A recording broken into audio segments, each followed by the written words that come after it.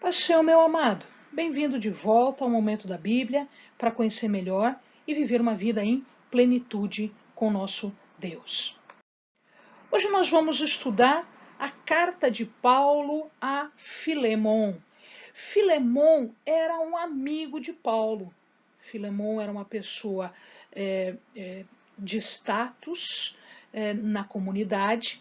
Ele era morador de Colossos, da cidade de Colossos, e ele tinha uma posição importante também na igreja de Colossos. Provavelmente ele havia se convertido nas andanças de Paulo, quando Paulo estabelece a igreja em Colossos. Portanto, ele já era conhecido de Paulo.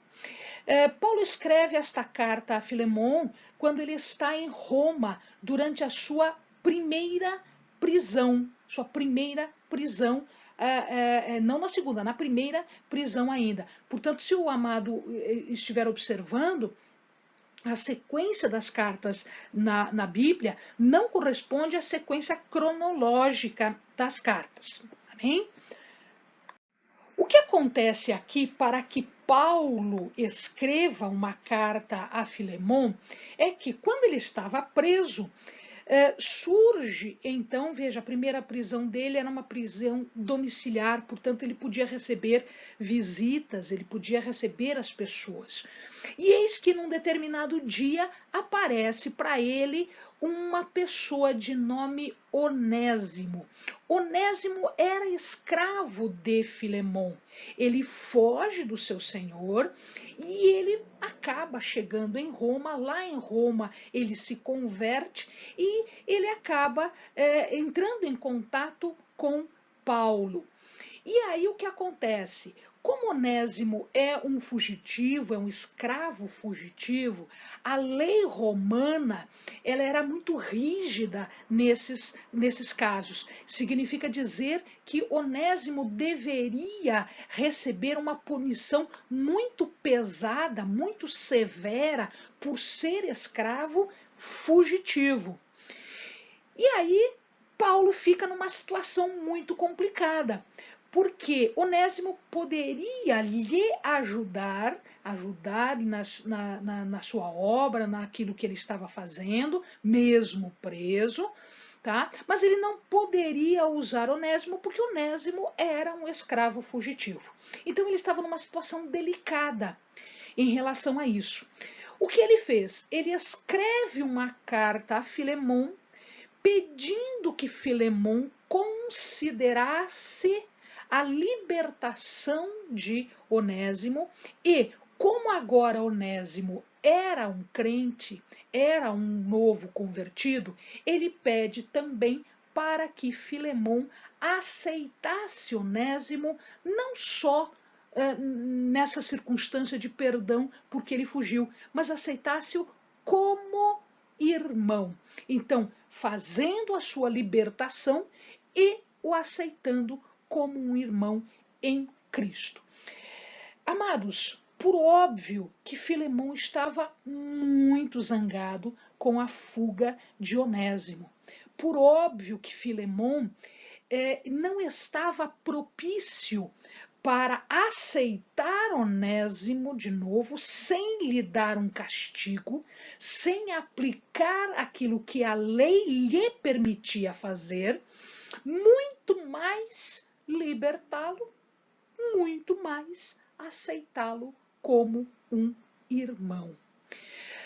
A perícia aqui de Paulo, nós vamos ver na sua profundidade.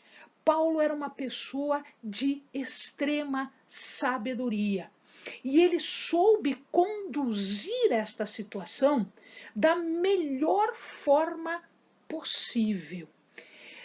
Paulo não só consegue este perdão, não só consegue a libertação, como consegue a aceitação. E ele vai lançar mão de alguns artifícios de escrita, alguns artifícios de convencimento. Então, o que acontece aqui? Paulo apela para o estabelecimento na prática de um ensinamento de Jesus, que é o perdão.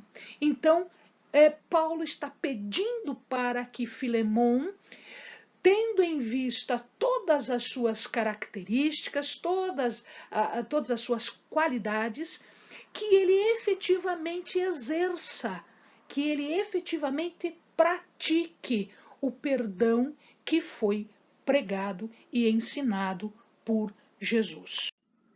Então, nós temos aqui uma carta que é uma carta de uma pessoa exímia no convencimento, em trazer argumentos que levem a outra pessoa a pensar e agir corretamente de acordo com a mensagem e os ensinamentos de Jesus. Então ele começa falando do caráter de Filemon.